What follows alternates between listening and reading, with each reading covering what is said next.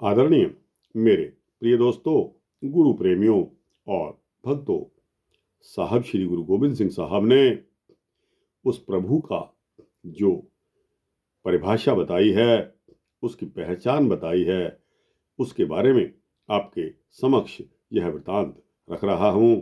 यह एक सूक्ष्म वृतांत है जिसमें उस प्रभु पिता परमात्मा का न तो कोई रूप, रंग, आकार विशेष तौर से बताया गया है, न ही उस प्रभु पिता परमात्मा का वर्ण, जाति तथा कुल विशेष इत्यादि बताए हैं। उसके रूप, रंग, आकार एवं वेश आदि का कोई भी वर्णन नहीं कर सकता। वह प्रभु सदैव स्थिर रहने वाला, स्वयं अपने प्रकाश से प्रकाशमान यानी कि प्रकाशित होता है और अनंत बलशाली कहा जाता है। और वही प्रभु पिता परमात्मा करोड़ों राजाओं का राजा और इंद्रों का भी इंद्र माना जाता है। हे प्रभु, तुम तीनों लोकों के सम्राट हो और सभी इंद्रों के इंद्र हो। देव, दानव, मनुष्य, वनस्पतियां सभी आपको अद्वितीय मानती है। आपके सभी नामों का वर्णन कोई नहीं कर सकता। विद्वानों ने भी अपनी अपनी मति के अनुसार केवल आपके इष्ट कार्यों के आधार पर कुछ नामों का वर्णन तो किया है, लेकिन सभी नामों का वर्णन नहीं कर सकते।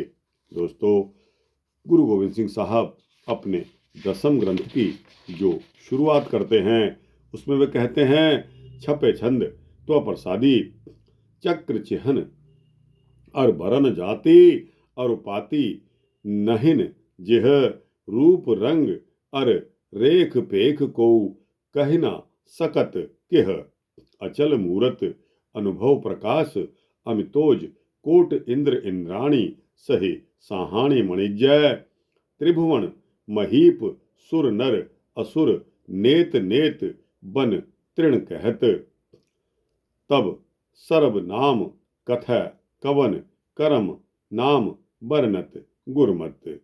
भुजंग प्रयात छंद आता है दोस्तों। तो दोस्तों, कहने का मतलब यह है कि बहुत से विद्वान भगवान की जब परिभाषा देने लगते हैं तो ना जाने क्या कुछ उनके दिमाग में आता है, लेकिन कुछ भी जिसकी परिभाषा ना दी जा सके वही प्रभु पिता परमात्मा है।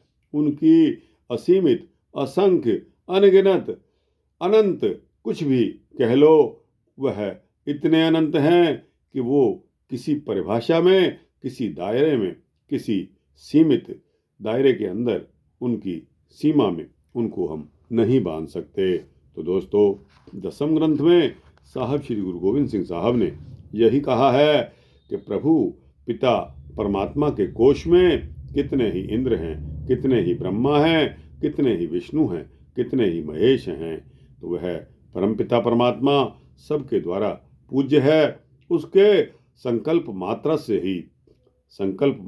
ही सारे कार्य सिद्ध हो जाते हैं। दोस्तों, हम लोगों को करने पड़ते हैं, हाथ और पैरों से हमको हिलाना पड़ता है, लेकिन सामर्थ्य देखो उस परमपिता परमात्मा की कि उसको श्री संकल्प मार्ग से ही सिर्फ सारे कार्य हल हो जाते हैं।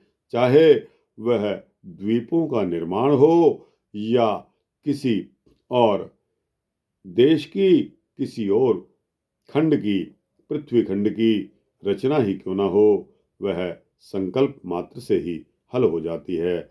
कितनी बड़ी बात है दोस्तों, जिस काम को करने में हम कई दिन लगा देते हैं, सोचने में कई दिन लगा जाते हैं, लेकिन उसकी क्षमता इतनी है कि उसके संकल्प मात्र से ही हर कार्य सिद्ध हो जाता है।